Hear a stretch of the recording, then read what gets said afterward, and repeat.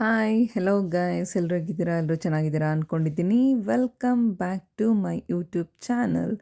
ಮೊದಲಿಗೆ ನಾವು ಎಲ್ಲೋಗಿದ್ದೀವಿ ಅಂತ ಹೇಳೋಕ್ಕೂ ಮುಂಚೆ ನನ್ನ ಮಗಳು ಹಾಯ್ ಹೇಳ್ತಿದ್ದಾಳೆ. ಒಂದ್ಸಲಿ ಹಾಯ್ ಹೇಳೀಗ.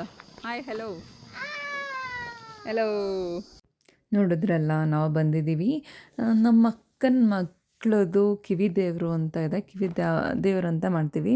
ಆ ಶಾಸ್ತ್ರಕ್ಕೆ ನಾವು ಎಲ್ಲರೂ ಬಂದಿದ್ದೀವಿ. ಏನಂದರೆ ನಮ್ಮ ಕಡೆ ಕಿವಿ ದೇವರು ಮಾಡ್ದಲೆ ಕಿವಿ ಜುಟ್ಸೋದಿಲ್ಲ. ಸೊ ಅದು ಕಿವಿ ಜುಟ್ಸೋದಕ್ಕಿಂತ ಮುಂಚೆ ಕಿವಿ ದೇವರು ಅನ್ನೋದನ್ನ ಮಾಡಬೇಕಾಗುತ್ತೆ. ಮಾವ, ಸೋದರ ಮಾವ ಬಂದು ಕಿವಿ ದೇವರಲ್ಲಿ ಕಿವಿಗೆ ಮಾರ್ಕ್ ಮಾಡಿದ್ಮೇಲೆ ಕಿವಿನ ಚುಚ್ಚಿಸ್ಕೊಬೋದು. ಸೊ ಅಲ್ಲಿ ಬಂದಿದ್ದಾಗ ಟೈಮ್ ಪಾಸ್ ಮಾಡ್ತಾಯಿದ್ವಿ. ಆವಾಗ ಕೋತಿ ಎಲ್ಲ ಬಂದಿತ್ತು. ಸೊ ನೋಡ್ಬೋದು ನೀವು, ನಮ್ಮ ಅತ್ತೆ ಬಂದ್ಬಿಟ್ಟು ಕೋತಿಗೆ ಕಡಲೆಪುರಿ ತಿನ್ನಿಸ್ತಿದ್ದಾರೆ. ಅದಾದಮೇಲೆ ನಾವು ಇಲ್ಲೆಲ್ಲ ಅರೇಂಜ್ ಮಾಡಿದ್ವಿ. ಅರೇಂಜ್ ಮಾಡಿದ್ಮೇಲೆ ಅಲ್ಲಿ ದೇವರು ಅಲ್ಲಿ ಏನು ಗರ್ಭಗುಡಿಯಲ್ಲಿ ದೇವರಿರುತ್ತಲ್ಲ, ಆ ದೇವರನ್ನು ತೊಗೊಂಡು ಬಂದು 3 ಪ್ರದಕ್ಷಿಣೆ ಮಾಡ್ತಾಯಿದ್ದಾರೆ. ದೇವರನ್ನು ದೇವಸ್ಥಾನದ ಸುತ್ತ ಪ್ರದಕ್ಷಿಣೆಯನ್ನು ಮಾಡ್ತಿದ್ದಾರೆ. ಅಂದರೆ ಇಲ್ಲಿನ ಪದ್ಧತಿ ಅಂತ ಹೇಳ್ಬೋದು. ಏನು ದೇವಸ್ಥಾನದಲ್ಲಿ ಮಾಡ್ತಿರೋದ್ರಿಂದ ಕಿವಿ ದೇವರನ್ನು, ಸೊ ಅಲ್ಲಿ ಅಲ್ಲಿರೋಂಥ ದೇವರನ್ನು ಫಸ್ಟು ಪ್ರದಕ್ಷಿಣೆ ಅಂದರೆ ದೇವಸ್ಥಾನದ ಸುತ್ತ ಸುತ್ತಿಸ್ಬೇಕು ಅಂತ ಹೇಳ್ಬಿಟ್ಟು ಅದನ್ನು ಮಾಡ್ತಾಯಿದ್ರು. ಅದಾದಮೇಲೆ ನೀವು ನೋಡ್ಬೋದು, ನಾನು, ನಮ್ಮ ಅಕ್ಕ, ಅಮ್ಮ ಎಲ್ಲರೂ, ಮೋಸ್ಟ್ ಆಫ್ ಎಲ್ಲರೂ, ನಮ್ಮ ದೊಡ್ಡಪ್ಪ ದೊಡ್ಡಮ್ಮ ಮತ್ತು ಅತ್ತೆ ಮಾವ ಎಲ್ಲರೂ ಇದ್ವಿ ಇಲ್ಲಿ. ನಮ್ಮ ಆಂಟಿ ಎಲ್ಲರೂ ಕೂತ್ಕೊಂಡು ನಾವು ವೆಯ್ಟ್ ಮಾಡ್ತಾಯಿದ್ದೀವಿ. ಆಲ್ರೆಡಿ ತುಂಬ ಲೇಟಾಗಿತ್ತು. ಸೊ ನೀವು ನೋಡ್ಬೋದು ನನ್ನ ತಂಗಿ ಮಗ ಆಟ ಆಡ್ಕೊಂಡು ಹೆಂಗೆ ಟೈಮ್ ಪಾಸ್ ಮಾಡ್ತಿದ್ದಾನೆ ಅಂತ. ನಾವೆಲ್ಲ ಜೋಡಿಸಿಟ್ಟಿದ್ವಿ ಆಲ್ರೆಡಿ. ಅವ್ರು ಬರೋದನ್ನೇ ಕಾಯ್ತಾ ಇದ್ವಿ.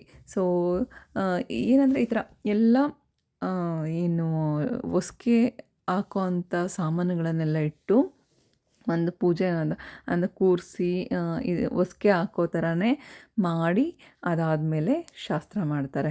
ಸೊ ನೋಡಿ, ಎಲ್ಲ ಕಾಯ್ತಾ ಇದ್ದಾರೆ ಬರಲಿ ಕೂತ್ಕೊಳ್ಳಿ ಅಂತ. ನೋಡ್ಬೋದು ಅಲ್ಲಿ ನೋಡಿ, ಅವಳು ಧನ್ಯ ಕೂಡ ಅವಳೇ, ನಮ್ಮ ಅಕ್ಕನ ಮಗಳು, ಅವಳಿಗೇ ಶಾಸ್ತ್ರ ಮಾಡ್ತಿರೋದು. ಸೊ ಅವಳು ನೋಡ್ತಾ ಇದ್ದಾಳೆ ಇನ್ನು ಎಷ್ಟೊತ್ತಾಗುತ್ತೋ ಅಂತ.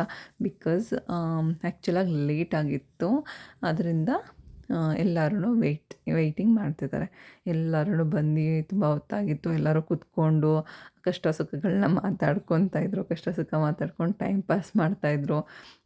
ನಾವು ತುಂಬ ದಿನ ಆದಮೇಲೆ ಫ್ಯಾಮಿಲಿ ಫಂಕ್ಷನ್ ಅಂತ ಅಟೆಂಡ್ ಮಾಡಿದ್ದು. ಸೊ ನಮಗೂ ಒಂಥರ ತುಂಬ ಖುಷಿಯಾಗಿತ್ತು ಆ್ಯಂಡ್ ಎಂಜಾಯ್ ಮಾಡ್ತಾಯಿದ್ವಿ.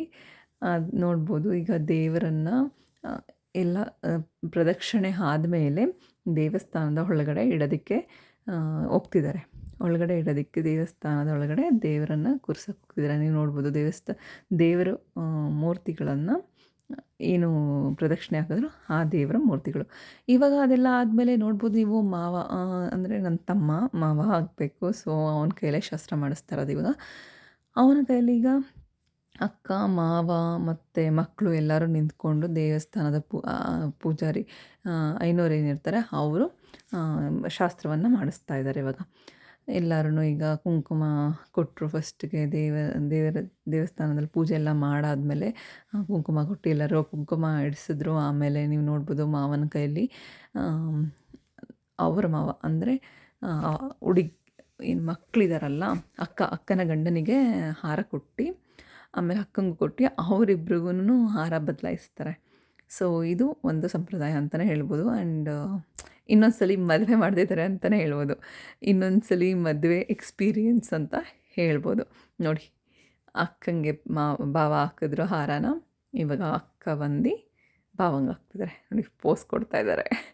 ಅಂದರೆ ಮದುವೆಯಲ್ಲಿ ಹಾಕಿರ್ತೀವಲ್ವ, ಸೊ ಇನ್ನೊಂದು ಹಾಕದ ಅಂತ ಹೇಳ್ಬಿಟ್ಟು ಹಾಕಿಸ್ತಾ ಇದ್ದಾರೆ. ಸೊ ಇವಾಗ ನೋಡ್ಬೋದು, ಅಲ್ಲಿ ಮಕ್ಕಳು ನಿಂತಿರಲ್ಲ, ಎಲ್ಲ ವೈಟ್ ಆ್ಯಂಡ್ ವೈಟಲ್ಲೇ ಇರಬೇಕು. ಯಾಕಂದರೆ ನಾವು ಕಿವಿ ದೇವರು ಏನು ಮಾಡ್ತೀವಿ ಆ ಟೈಮಲ್ಲಿ ವೈಟ್ ಆ್ಯಂಡ್ ವೈಟ್ ಹಾಕ್ಕೊಂಡಿರ್ಬೇಕು. ಮಕ್ಕಳು, ಅಪ್ಪ ಅಮ್ಮ ಎಲ್ಲ. ಅದಾದಮೇಲೆ ಮಕ್ಕಳಿಗೆ ಸೋದರ ಮಾವನ ಕೈಯಿಂದ ಕಾಲಿಗೆ ಮಿಂಚು ಅಂತ ಹೇಳ್ತೀವಿ, ಮಿಂಚನ್ನು ಹಾಕಿಸ್ತಿದ್ದಾರೆ. ಈ ಮಿಂಚನ್ನು ಹಾಕಿಸಿ ಅಂದರೆ ಸೋದರ ಮಾವನೇ ಹಾಕಬೇಕು. ಅದಷ್ಟೇ ಅಲ್ಲ, ಮದುವೆಯಲ್ಲೂ ಕೂಡ ಸೋದರ ಮಾವನ ಕೈಯಲ್ಲೇ ನಾವು ಹುಡುಗಿಗೆ ಕಾಲುಂಗುರವನ್ನು ತೊಡಿಸೋದು ಶಾಸ್ತ್ರ ಇದೆ, ಪದ್ಧತಿ ಅಂತ ಹೇಳ್ಬೋದು. ನೋಡಿ, ಹುಡುಗ ಆಗಲಿ ಹುಡುಗಿ ಆಗಲಿ ಕಿವಿದೇವರು ಕಂಪಲ್ಸರಿ ಮಾಡಲೇಬೇಕು ಮದುವೆಗೆ ಮುಂಚೆ. ಸೊ ಹಂಗಾಗಿ ಈಗ ನೋಡಿ ಇವನಿಗೂ ಕೂಡ ಹುಡುಗನಿಗೂ ಕೂಡ ಮಿಂಚನ್ನು ಕಾಲಿನ ಮಿಂಚನ್ನು ಹಾಕಿಸ್ತಿದ್ದಾರೆ. ಈಗ ಮಗಳ ಸರದಿ ನೋಡ್ಬೋದು, ಅವಳಿಗೂ ಕೂಡ ಮಿಂಚು ಹಾಕಿಸ್ತಿದ್ದಾರೆ. ಇದು ಹಾಕಿಸ್ಲೇಬೇಕು ಕಂಪಲ್ಸರಿ. ಯಾಕಂದರೆ ಇದು ಶಾಸ್ತ್ರ ಆಗಿರೋದ್ರಿಂದ ಇದು ಹಾಕಿದ ಮೇಲೇ ಕಿವಿಗೆ ಏನು ಮಾರ್ಕ್ ಮಾಡೋ ಅಂಥದ್ದು, ಏನು ಚುಚ್ಚಲ್ಲ ಇವಾಗ, ಜಸ್ಟ್ ಮಾರ್ಕ್ ಮಾಡ್ತಾರೆ. ಏನಂದರೆ ಹೂವಲ್ಲಿ ಹೂವು ಬರುತ್ತಲ್ಲ, ಮಲ್ಲಿಗೆ ಹೂವನ್ನ ಅದನ್ನು ಹಿಂದೆ ತೊಟ್ಟಿಂದ ತಗೊಂಡು ಬಿಳಿ ನಾಮವನ್ನು ತಗೊಂಡು ಕಿವಿಗೆ ಮಾರ್ಕ್ ಮಾಡೋ ಅಂಥದ್ದು. ಇದೆಲ್ಲ ಒಂಥರ ಒಳ್ಳೆ ಪದ್ಧತಿಗಳಂತ ಹೇಳ್ಬೋದು. ಹಳೆಯ ಕಾಲದಲ್ಲಿ ಏನು ನಶಿಸಿ ಹೋಗಿರೋ ಅಂಥ ಪದ್ಧತಿಗಳನ್ನೆಲ್ಲ ನಶಿಸಿ ಹೋಗಿದೆ ಅಂತ ಅನ್ನೋದಕ್ಕಿಂತ ಈ ಪದ್ಧತಿಗಳು ನಡೀತಾನೆ ಬರುತ್ತೆ. ಬಟ್ ಕಾಲಕ್ಕೆ ತಕ್ಕಂತೆ ಸ್ವಲ್ಪ ಬದಲಾವಣೆಗಳು ಇರುತ್ತೆ ಅಷ್ಟೇ ಅಂತ ಹೇಳ್ಬೋದು. ನೀವು ನೋಡ್ಬೋದು, ಅವನ ಕಾಲಿಗೆ ಮಿಂಚನ್ನು ತೊಡಿಸಿದ್ದಾಯಿತು. ಇದಾದಮೇಲೆ ಅವನು ಏನು ಕಾಲು ಮುಟ್ತಿದ್ನಲ್ವ, ಸೊ ಹಂಗಾಗಿ ಏನು ಮಕ್ಕಳು ಬಂದು ಅವನಿಗೆ ನಮಸ್ಕಾರ ಮಾಡಿಕೊಂಡ್ರು. ಅದಾಯಿತು. ಅದಾದಮೇಲೆ ಇವಾಗ ನೀವು ನೋಡ್ಬೋದು ಎಲ್ಲರೂ ಒಂದು ಗ್ರೂಪ್ ಫೋಟೋ ಸೆಷನ್ ನಡೀತಿದೆ. ಒಂದು ಗ್ರೂಪ್ ಫೋಟೋಗೆ ಪೋಸ್ ಕೊಡ್ತಿದ್ದಾರೆ. ಇದಾದಮೇಲೆ ಅಂದರೆ ಇದೆಲ್ಲ ಆಯಿತು. ಎಲ್ಲರೂ ವೆಯ್ಟ್ ಮಾಡ್ತಾಯಿದ್ರು, ಏನು ಮಾಡ್ತಾರೆ ನೆಕ್ಸ್ಟ್, ಏನು ಮಾಡ್ತಾರೆ ಅಂತ. ಸೊ ಅದ್ರ ಜೊತೆಗೆ ನಾವು ಆಚೆ ಕೂಡ ಕೂತ್ಕೊಂಡು ಅಳತೆ ಹೊಡಿಯೋರೆಲ್ಲ ಅಳತೆ ಹೊಡಿತಾಯಿದ್ರು. ಒಂದಷ್ಟು ಅಳತೆ ಹೊಡಿಯೋದು ಅಂದರೆ ಆ್ಯಕ್ಚುಲಾಗಿ ತುಂಬ ದಿನ ಆದಮೇಲೆ ರಿಲೇಟಿವ್ಸ್ ಎಲ್ಲ ಜೊತೇಲಿ ಸಿಕ್ಕಿದ್ರೆ ಅದು ಕಾಮನ್ ಅಲ್ವಾ. ಕಾಮನಾಗಿ ಎಲ್ಲ ಅಳತೆ ಹೊಡ್ಕೊಂಡು ಟೈಮ್ ಪಾಸ್ ಮಾಡ್ತಾಯಿದ್ರು. ಅಳತೆ ಹೊಡಿತಾಯಿದ್ರು. ಹಂಗೇನೆ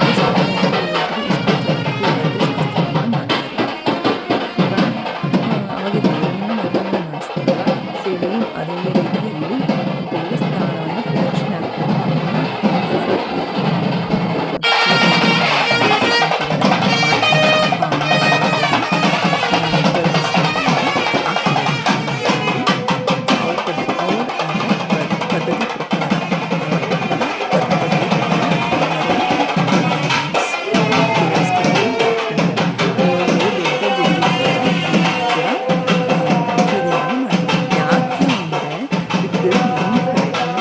ಸಂಪ್ರದಾಯದಲ್ಲಿ ಕಿವಿದೇವ್ರು ಮಾಡ್ದಲೇ ಮದುವೆ ಮಾಡೋ ಹಾಗಿಲ್ಲ. ಇಲ್ಲಿ ನೋಡಿ, ಎಲ್ಲರೂ ಬಂದರು. ಇವಾಗ ಮನೆ ಮೇಲೆ ಕೂತಿದ್ದಾರೆ. ಈಗ ಮಾವನ ಕೈಲಿ ಶಾಸ್ತ್ರವನ್ನು ಸ್ಟಾರ್ಟ್ ಮಾಡಿಸಿದ್ದಾರೆ. ಯಾವ ಥರ ಸ್ಟಾರ್ಟ್ ಮಾಡಿಸಿದ್ದಾರೆ ಅಂತ ನೋಡ್ಬೋದು ನೀವು. ಫಸ್ಟಿಗೆ ಮಾವನಿಗೆ ಪೇಟವನ್ನು ಸುತ್ತುತ್ತಾರೆ. ತಲೆಗೆ ಟವಲ್ ಅಂತ ಹೇಳ್ಬೋದು, ಇಲ್ಲಾಂದರೆ ಪೇಟ ಸುತ್ತುತ್ತಾರೆ. ಪೇಟ ಸುತ್ತಿಬಿಟ್ಟು ಅದಕ್ಕೆ ಸ್ವಲ್ಪ ಹೂ ಎಲ್ಲ ಇಟ್ಟು ಅಲಂಕಾರ ಮಾಡ್ತಾರೆ. ಅಂದರೆ ಒಂಥರ ಕಾಮಿಡಿ, ಅಂದರೆ ಒಂಥರ ಖುಷಿಯಾಗೂ ಇರುತ್ತೆ, ಎಂಜಾಯ್ ಮಾಡ್ಬೋದು. ಅಂದರೆ ಒಂಥರ ಖುಷಿಯಿಂದ ಮಾಡೋ ಅಂಥದ್ದು. ಅಂದರೆ ಹೂವು ಏನಂದರೆ ಆ ಪೇಟದಲ್ಲಿ ಎಲೆ ಎಲ್ಲ ಇಟ್ಟು ಸ್ವಲ್ಪ ಮಾವಂಗೆ ಖುಷಿ ಪಡಿಸೋ ಅಂಥದ್ದು. ಆ್ಯಂಡ್ ನಾವುಗಳು ಕೂಡ ಜೊತೆಲಿ ಖುಷಿ ಪಡೋ ಅಂಥದ್ದು. ನೋಡಿ, ಮಾವಂಗೆ ಹಾರ ಎಲ್ಲ ಹಾಕಿ ಏನು ಐನೋರು ಬಂದ್ಬಿಟ್ಟು ಏನು ತೀರ್ಥವನ್ನೆಲ್ಲ ಹಾಕಿ ಏನು ಶಾಸ್ತ್ರವನ್ನು ಮಾಡ್ತಿದ್ದಾರೆ. ಅದ್ರ ಜೊತೆಗೆ ನೋಡಿ, ಸೋದರ ಮಾವನಿಗೆ ಒಂದು ತಿಲಕ ಇಟ್ಟುಬಿಟ್ಟು ಹೂವು ಹಾಕಿ ಪೇಟ ಸುತ್ತಿ ನಿಲ್ಲಿಸಿದ್ದಾರೆ. ಈ ಥರ ಮಾಡ್ತಾರೆ. ಆ್ಯಂಡ್ ಇಲ್ಲಿ ನೋಡಿ, ಇವಾಗ ಐನೋರು ಹೂ ಮುಡಿಸೋ ಶಾಸ್ತ್ರ ಅಲ್ವಾ. ಸೊ ಹೂ ಮುಡಿಸೋ ಶಾಸ್ತ್ರ ಅಂತಲೂ ಕರೀತಾರೆ ಇದನ್ನು. ಹೂ ಎಲ್ಲ ಇಟ್ಟು ಅಕ್ಷತೆ ಹಾಕಿ ಅವರ ಏನು ಇದಿದೆಯಲ್ವಾ, ಶಾಸ್ತ್ರಗಳಿದೆಯಲ್ಲ ಅದನ್ನೆಲ್ಲ ನಿರ್ವಹಿಸ್ತಾ ಇದ್ದಾರೆ. ಈಗ ಸೋದರ ಮಾವನನ್ನು ಕರೀತಿದ್ದಾರೆ, ಬನ್ನಿ ಮುಂದಕ್ಕೆ ಅಂತ ಹೇಳ್ಬಿಟ್ಟು ನೀವು ನೋಡ್ಬೋದು. ಇವಾಗ ಅವನ ಕೈಯಲ್ಲಿ ಕೂಡ ಈಗ ಏನು ಕಿವಿಗೆ ಮಾರ್ಕನ್ನು ಮಾಡಿಸ್ತಾರೆ. ನೋಡಿ ಯಾವ ಥರ ಮಾಡಿಸ್ತಾರೆ ಅಂದ್ಬಿಟ್ಟು. ಮೊದಲಿಗೆ ನೋಡಿ ಈ ಥರ ಕಿವಿ ಏನು ಓಲೆ ಚುಚ್ತಾರಲ್ಲ ಆ ಜಾಗದಲ್ಲಿ ಮಾರ್ಕನ್ನ ಮಾಡಬೇಕು. ಎರಡೂ ಕಡೆ ಕಿವಿಗಳ ಮೇಲೆ ಮಾರ್ಕನ್ನು ಮಾಡಬೇಕು. ಅದಾದಮೇಲೆ ಮಕ್ಕಳಿಗೆ ಆಶೀರ್ವಾದವನ್ನು ಮಾಡತಕ್ಕದ್ದು. ಆನಂತರ ಇದೆಲ್ಲ ಆದಮೇಲೆ ಏನು ಮಾವ ತಂದಿರೋ ಅಂತಹ ಹಣ್ಣು ಹಂಪಲುಗಳನ್ನು ಮಕ್ಕಳಿಗೆ ಕೊಡ್ತಾರೆ. ಅವರು ಏನು ತಂದಿರ್ತಾರೆ ಉಡುಗೊರೆ, ಅಂದರೆ ಬಟ್ಟೆ ಹಣ್ಣು ಹಂಪಲುಗಳನ್ನೆಲ್ಲ ಸೇರಿ ಮಾವನಿಗೆ ಕೊಡ್ತಾರೆ. ಇದಾಗಿತ್ತು ಈ ದಿನದ ವ್ಲಾಗ್. ಹೇಗಿತ್ತು ಅಂತ ಹೇಳ್ಬಿಟ್ಟು ಲೈಕ್ ಮಾಡಿ, ಕಮೆಂಟ್ ಮಾಡಿ ತಿಳಿಸಿ. ಆ್ಯಂಡ್ ಸಬ್ಸ್ಕ್ರೈಬ್ ಮಾಡೋದನ್ನ ಮರಿಲೇಬೇಡಿ. ನನ್ನ ಚಾನಲ್ @ಹೇಮಾಕುಮಾರ್ 1294 ಚಾನಲ್ನ ಸಬ್ಸ್ಕ್ರೈಬ್ ಮಾಡೋದು ಮರಿಬೇಡಿ. Thank you for watching.